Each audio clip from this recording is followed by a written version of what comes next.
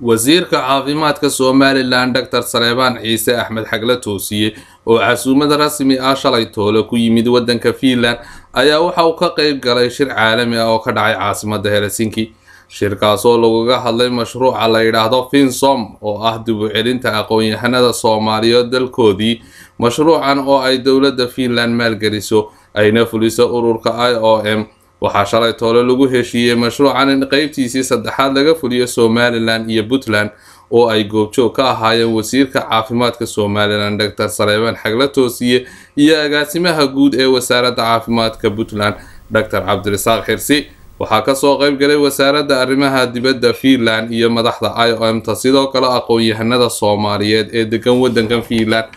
oo ahaa kuwii mashruucyadii hore ka qayb galay iyo kuwa kale ayaa iyaguna ka soo qayb galay. Siciid Jaamac oo ah mas'uul ka tirsan IOM oona wax ka weydiinay arrinta shirku ku gabagaboobay isaguna wuxuu yiri السلام عليكم ورحمة الله وبركاته. مقعد واحد هذا سعيد قولت وحن إذا كلا سهل لي عاصمة ودن فنلندا إن هلسنكي. ما أنت هالكن وحكد عي شر سوي معدن دمان أقوم يهندي كشقي إن سوماليلاند أو أتجيش حوله مشروع يكسب سنة مشروع IOM فينسوم عافماتك. هالكن مركها واحد كهدلين أيوة كودن sidaad ula socoteen mashruucan wuxuu ahaa mid loogu talagalay Somaliland iyo Puntland waxay markaa ka hadlayeen qaabkii uu soo socday waxyaabihii laga bartay iyo diyaar gareynta phase-kii saddexaad oo uu galay mashruucan. sidoo kale aqoon-yahanada Soomaaliyeed ee shirka ka soo xaadiray ayaa iyaguna hadaladoodii waxa ka mid ahaa waxa runtii shir aad iyo aad u muhiim ah waxa xirmay وجهي لبعض قيبتي وجهي لبعض شركي متقنعي فينسوم تيم كاسي وكسوف لي هرجيس أمس سوماليلاند خاصة نختار كهرجيس كروب هوسبيتالية ملك الله كميدا با وحنا أرنت مهمة وحيدين لو هذا وحي قبصومي وحي هيركلي وحي لو قبتين متقنعي تيم كاي قبتين runtiina waxa meesha ka dhacay mataqaanay waxyaalo badan oo positive ah oo dhakhtarkii waxa ka hadlay wasiirkii caafimaadka Saleebaan Ciise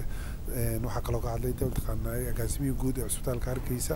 oo isaguna mataqaanay runtii hadal fiican ka dhacay wixii uu qabsoomay iyo dadkii kale ee tiimka ku jiray ee dhaqaaq magacaygu waa Cabdulla Cali Dhuux waxaan ka mid ahaa khibrada loo diray Puntland waxaan ka soo shaqeeyay dhinaca manahijta ama curriculum development expert baan ka ahaa Garowe Puntland State University runtii aad baan ugu faraxsanahay inaan ka qayb qaatay programkan wax weyn ayuuna ka taray in khibradda dadka qurba joogta dib loogu celiyo wadankii hooyo. maanta waxaan ka soo qayb galay shirkan IOM ay organize gareysay kaasoo ugu tala gashay inay dadka professionals ka dhakhtarada ay dib ugu celiso Somaliland and Puntland. marka runtii aad iyo aad baan soo dhaweynayaa waanan xiiseenayaa inaan ka qayb qaato hadii la yiraahdo.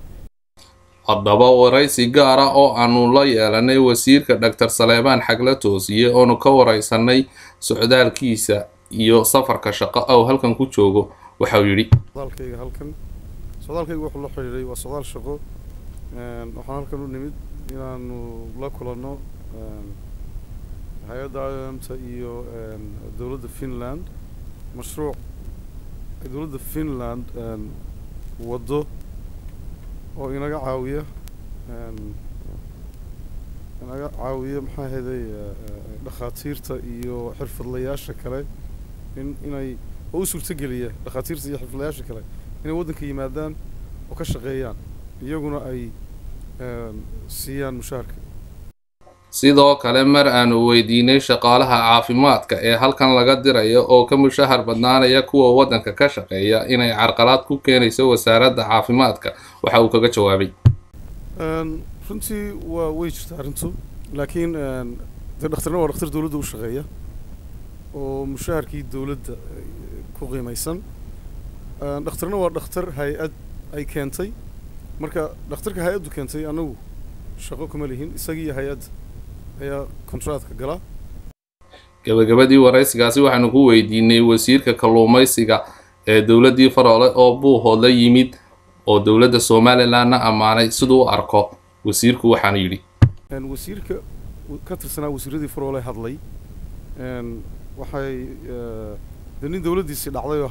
hadal uu yidhi baanu ka soo qaadayaa waana soo dhaweynaynaa in fact ammaanta uu Somaliland ammaanay aadan yuusuf cismaan on cable TV Helsinki Finland.